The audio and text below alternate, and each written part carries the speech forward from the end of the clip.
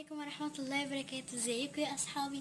النهاردة هنعمل وصفة لذيذة جدا وما بتاخدش وقت طويل، وكمان قيمتها الغذائية عالية جدا. الوصفة ديت اسمها الكشري الاصفر.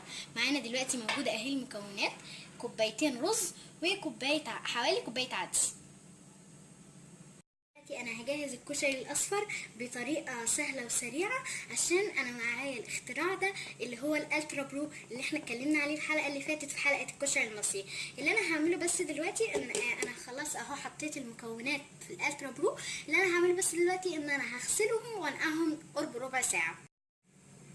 دلوقتي يا اصحابي موجود معانا اهوت العدس والرز المغسولين والمنقوعين ربع ساعه. دلوقتي بقى هنحط عليه الميه المغليه لحد ما تغطيه، وبعدين هنحط عليه نص معلقه ملح وربع كوبايه زيت، وهقلب طبعا بمعلقه تبروير الصحيه بتاعتي زي كل مره.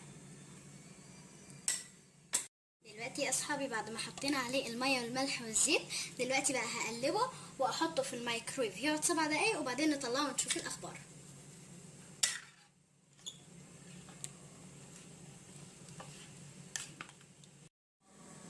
دلوقتي يا اصحابي طلع اهوت الكشري من الميكرويف بعد 7 دقايق.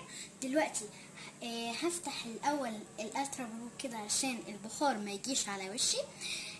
دلوقتي بقى هنقلبه وهندخله تاني من 5 دقايق ل7 دقايق.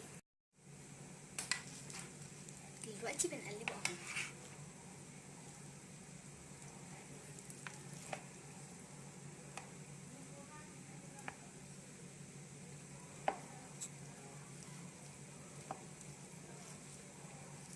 ده شكله النهائي يا اصحابي بعد ما طلع من الميكرويف 7 دقايق وحطيناه في طبق التقديم، وان شاء الله يعجبكم. الوصفه ديت ممكن تتاكل مع البيض او الباذنجان او البطاطس المهروسه، وبكده تكون قيمتها الغذائية عالية، وكمان تكون وجبة متكاملة. ولو عايزين وصفات تانية من الوصفات السهلة والصحية السريعة، ما تنسوش تتفرجوا على الحلقات اللي فاتت، وما تنسوش لايك وسبسكرايب وشير. مع السلامة. السلام عليكم ورحمة الله وبركاته. ازيكم يا اصحابي؟ عاملين ايه؟ النهاردة عندي